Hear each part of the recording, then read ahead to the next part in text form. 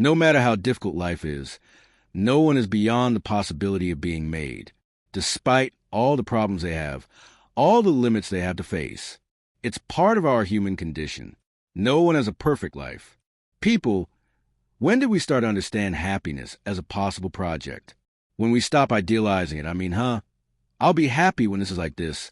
When so-and-so, when my husband is perfect, when my wife is perfect. No, never. People will not be perfect. Now you can seek inner harmony, which will give you the conditions to deal a little better with the imperfection of others, and even deal with it in a more responsible way. Because sometimes we maintain the other person's mistake. Sometimes we are the ones responsible for the other person not changing. Many times I am the one responsible for what is not transformed in the other. My people, every time Jesus places us in a reality that needs to be transformed, the first to benefit is us. Because sometimes we end up interpreting, right? God is selfish. He is the one who wants me to be as he wants me to be. It is not that God's awareness of what I can be is much more enlightened than mine, and his desire for me is that I have exhausted these possibilities to the maximum. I need to raise my possibilities to the maximum category, because God knows that I can. He knows what my talents are. They know what my possibilities, my aptitudes are. But can I run the risk of dying without having discovered them? Why haven't I dug my nails into the raw material of my reality? I haven't dug my nails in order to be able to pull out all the excesses that so often distance me from what I can be. And many times I limit myself to being a bitter being, more or less falling apart, because I don't face up to being who I can be. We are the struggle. We are the road.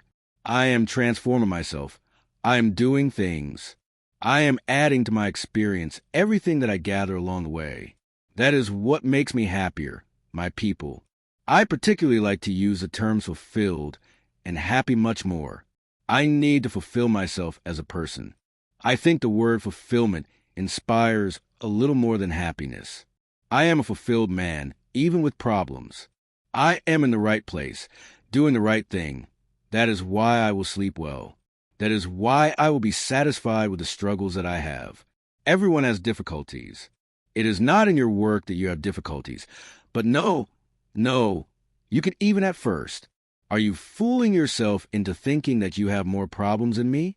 Everyone has their own amount, and if we are honest enough to count, we will discover that we have very similar problems. Now, you need to face your problems. I cannot face them. I need to face my problems. I have there in the structure of my life the problems that are specific to my life, that are specific to my being, of the structure that makes me, and I need to manage all of this daily so that I have the right to extract the satisfaction of being who I am. A doctor, for example, has the problems that are specific to his profession, and he manages to be happy even though he has all the difficulties there. Why? Because he digs his nails into reality and goes there looking for the reason for his satisfaction. Satisfaction is a diamond that we will find every day in the middle of the gravel. Because if you decide to pay attention to what went wrong, you will get distracted by the gravel, and you will never reach the diamond of reality. How many things go wrong every day? If you choose to stay with them, you'll become annoyed over time, bitter. If you are not able to see the good side of life, you will always be there, that person with his head down, disinterested, and uninteresting too, because it is very bad for us to be close to a person who cannot find reasons for his joy, who is always asking for a diamond from the other person when he has not found his own. It is not fair to the other person. It is not fair to you. You have the gift of mining this diamond within you. Do not try to collect the diamond that the other person has achieved. It is yours. It is your fight. And another thing, you may even delude yourself with the diamond that he achieved. It will bring me joy. It doesn't know. The diamond of reality only shines in whose eyes?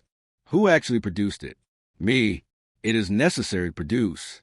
In the structure of my reality, a diamond a day. Because with this diamond in my hand, I end the day. It is with it that I face the night, and it is with it that I receive tomorrow. But tomorrow it is no longer useful. Today's diamond shone today. Today's diamond enriched me today.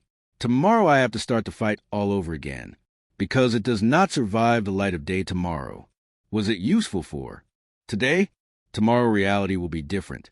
The problems will be different. The joys will be different. The challenges will be different, and I need to dig my nails into this. The nail in this reality is to extract the diamond of the day. So what do you need to do at work every day? If you insist on looking like a dawn, you won't achieve anything. If you arrive at work the same tomorrow, the same way you arrive today, don't expect too much from yourself. Do you have to renew these reasons before leaving home? If we don't renew this diamond daily, it will lose its shine, and then we will be left with that dead stone in our hands, discouraged, lifeless, without joy. And this generates in me an existential discomfort, and I stop looking for the stone every day. Is that why, no matter how sinful the structure we are in, the challenge is personal?